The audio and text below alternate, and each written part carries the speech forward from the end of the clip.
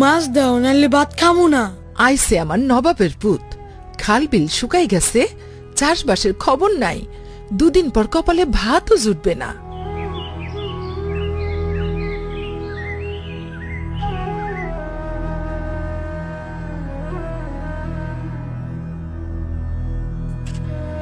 বুঝছো মিয়া, আমাগো কপাল এই জমির মতোই ফাটা। মালিক ভাই, মেশিনটা কি ঠিক করব না? পানি না পাইলে কেমনে কি? ধর্মিয়া, সব দিক শুকাইয়া কাঠ, মাইনসে কি পানি বানাইব? কিন্তু লও বাজারে যাই, দেহি কি হয়। দর্জনের যে দশা, আমাগো তাই।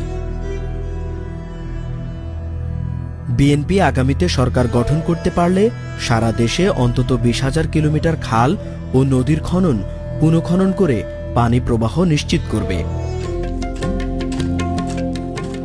এমন খাল খনন দেখছি ছোটবেলায় জিয়ার আমলে, এখন আবার দেখতাছি।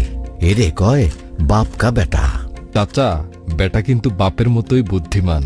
বলছে শুধু এই খালের পাশসহ সারা দেশে 25 কোটি গাছ লাগাবে।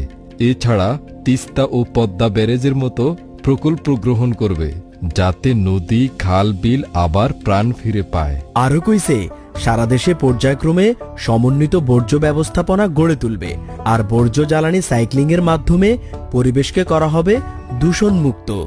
কও কি, এমন কইরা যে ভাবতে পারে সেই তো আমাগো নেতা। সবার আগে বাংলাদেশ, করব কাজ, গড়ব দেশ। ধানের শীষে ভোট দিন।